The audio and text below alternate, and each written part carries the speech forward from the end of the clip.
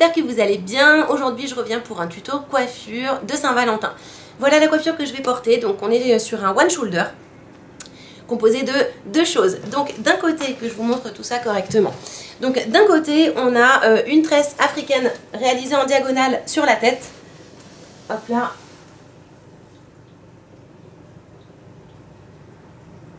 Et de l'autre côté, on a une masse de cheveux bouclés qui a du volume, un mouvement et qui permet vraiment d'avoir une épaule complètement dégagée. Donc cette coiffure est très simple à réaliser, il n'y a pas besoin de grand chose. Le plus de temps en fait c'est tout simplement pour réaliser les boucles au fer à lisser, hein, tout simplement.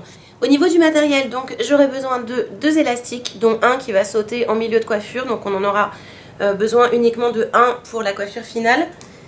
De pinces à chignon. Donc comme ceci, que vous pouvez également remplacer par des pinces plates.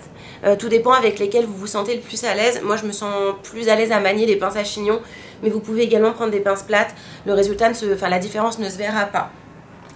Un protecteur de chaleur, puisqu'on va utiliser un fer à lisser. Donc là, en l'occurrence, ce protecteur-là, il s'agit du 7e élément sérum aux protéines de soie, que l'on trouve chez Bleu Libellule. Le fer à lisser, j'ai choisi le dernier lait de chez Générique, que j'aime beaucoup, qui fait de magnifiques boucles naturelles. Il a des plaques amovibles qui aident beaucoup à ne pas rater ses boucles. De la laque, donc là en l'occurrence n'importe laquelle, qui m'est tombée sous la main. Donc voilà, ça nécessite pas besoin de beaucoup de matériel et tout de suite on attaque la coiffure. Donc ce que je vais faire, c'est que je vais prendre mon doigt ici et je vais tracer une raie diagonale qui va jusqu'en bas de la nuque, côté opposé. Donc voilà, ça me permet d'avoir des cheveux libres sur tout le côté, à l'arrière de la tête également. Donc n'hésitez pas à être gourmand sur la prise de masse de l'arrière. Donc vous tracez vraiment quelque chose de diagonal qui va faire en sorte que vous ayez une masse de cheveux ici et une autre masse de cheveux là. Je vais vous montrer de dos ce que ça représente.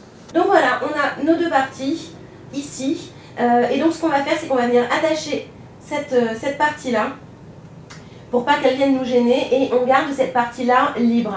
Alors à cette étape, si vous le souhaitez, vous pouvez mettre un petit peu d'huile de brillance sur vos cheveux. Donc là, en l'occurrence, c'est la dernière huile de chez Générique. Cette partie-là va être tressée. Donc peu importe si l'huile alourdit les cheveux, c'est pas quelque chose qui peut déranger puisque la tresse va être fixée sur la tête. Donc c'est juste pour apporter de la brillance en plus du spray de brillance, tout simplement. Donc je vais en mettre un tout petit peu sur les longueurs.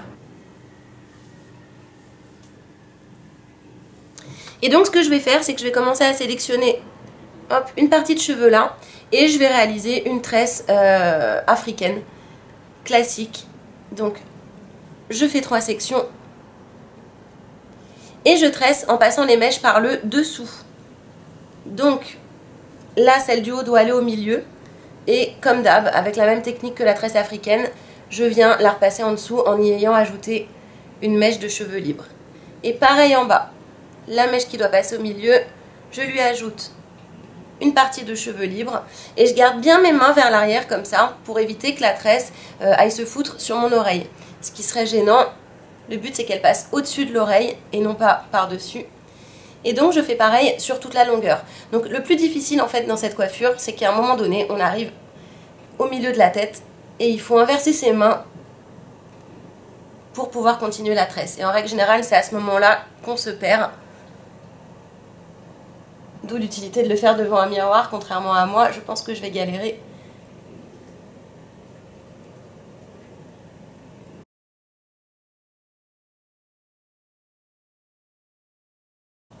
Et voilà, arrivé à ce moment-là, il va falloir que j'inverse mes mains. Donc là, pour l'instant, on a une tresse qui commence à se dessiner. Mais pour la poursuivre à l'arrière de la tête, on va... Hop. Voilà, on va tout passer de l'autre côté. Et on continue. En fait, c'est l'étape la plus difficile. Et pendant la coiffure, il faut le faire 2 fois. Parce qu'on fait un virage en 2 fois. Donc je vais me mettre sur le côté, en espérant que mon bras ne vous gêne pas, pour voir ce qui s'y passe.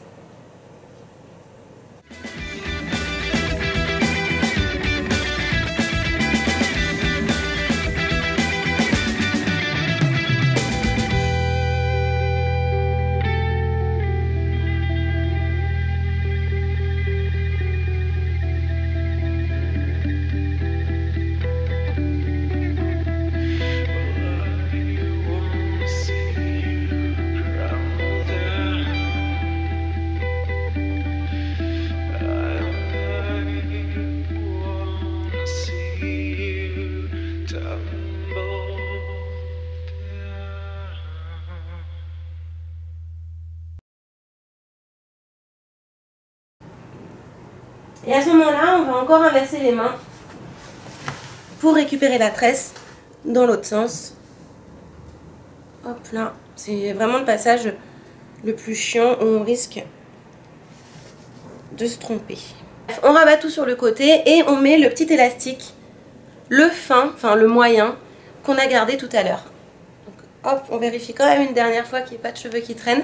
Et donc vous faites vraiment un nœud à la base de la nuque, enfin proche de l'oreille à ce niveau-là. Et je vais vous montrer ce que donne la tresse avant de poursuivre la coiffure. Donc je vais me retourner pour vous montrer ce que ça donne.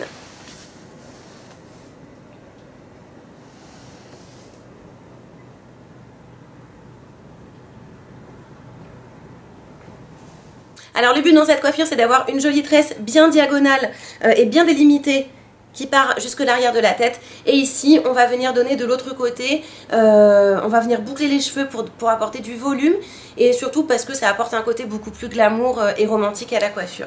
Je protège mes cheveux, donc n'oubliez pas également d'y intégrer la petite queue de cheval du reste de la tresse. Donc vous en mettez bien partout, enfin partout où vous allez chauffer. Moi en l'occurrence, je ne vais pas boucler dès la racine. Je vais le faire sur les demi-longueurs, à partir des demi-longueurs. Donc je viens sélectionner dans un tout premier temps la queue de cheval que je vais venir boucler. Donc ça sert à rien de le prendre à la base de l'élastique. Le but c'est vraiment que vous donniez juste un mouvement aux cheveux, pas forcément une boucle ultra dessinée. Mais déjà un mouvement, c'est bien. Voilà. Juste ça, ça suffit, c'est pas la peine de vous faire une boucle anglaise. Ce sera moins joli avec une boucle anglaise qu'avec une boucle naturelle.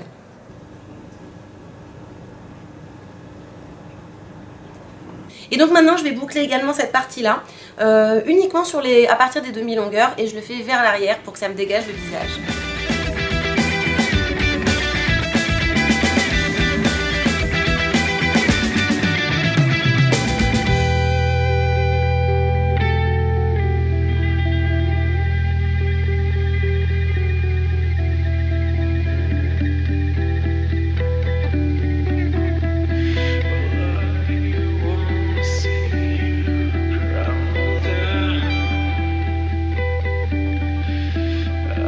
Alors maintenant vous avez deux solutions, soit vous cassez vos boucles pour un effet un petit peu plus naturel, puisque là on voit bien que c'était fait au fer, etc. Même si de toute manière ça retombe durant la journée. Moi j'attends que mes cheveux soient bien refroidis et je viens juste péter les boucles comme ceci pour qu'il y ait moins le côté bouclage non naturel, quoi. Donc je les casse légèrement, de toute manière faut pas se voiler la face, elles vont retomber au cours de la journée et je me munis de pince à chignon. Et donc tous les cheveux qu'il y a vers l'arrière ici, je vais les aider à venir cacher l'élastique. Donc voyez, l'élastique est là, il se voit, donc je prends ma pince à chignon et je viens prendre une petite mèche ici que je vais venir planter dans l'élastique. Alors voilà, c'est juste histoire de camoufler l'élastique comme ça rapidement. Ensuite, je vais me dégager le visage. Donc si vous avez les cheveux très fins, vous pouvez laquer vos pinces à chignon ou vos pinces plates avant de les mettre dans vos cheveux. Donc vous passez un coup de laque comme ça. Et ensuite, vous faites comme moi, vous venez prendre cette partie-là qui va forcément vous retomber dans les yeux à un moment ou à un autre. Et hop.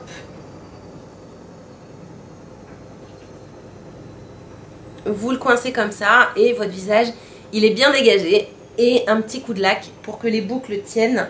Je vais en remettre une autre. Alors ne mettez pas la pince trop à l'arrière, hein, laissez-la quand même à hauteur de votre oreille.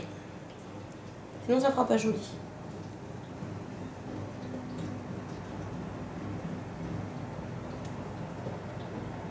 Voilà. Et là, vous laquez le tout. Et puis ça tiendra juste comme il faut. Les pinces ne bougeront pas, l'élastique est caché. Je vais vous remontrer ce que ça donne de dos, mais j'adore cette coiffure, elle fait très romantique et je trouve que c'est vraiment idéal avec une petite robe de soirée pour aller au resto avec son amoureux. Ou pour en trouver un en boîte.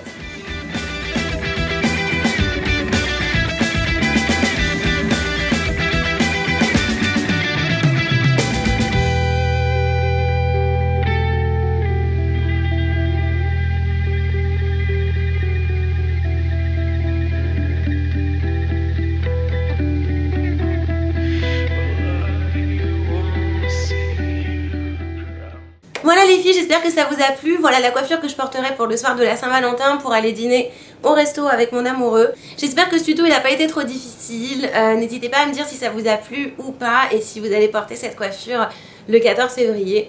En attendant la prochaine vidéo, je vous embrasse bien fort et je vous dis à très vite. Bye bye.